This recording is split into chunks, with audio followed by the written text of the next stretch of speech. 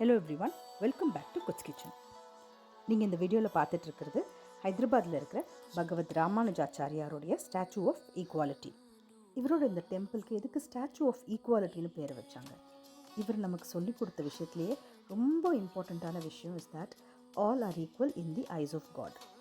இதுக்கு அர்த்தம் மனிதர்களில் யாருமே உயர்ந்தவர்கள் தாழ்ந்தவர்கள்னு கிடையாது.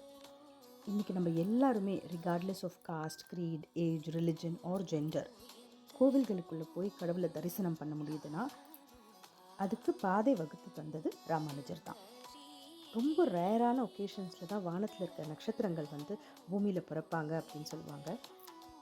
அப்படி பிறந்த ஒரு அதிசயம்தான் ஸ்ரீ ராமானுஜர்.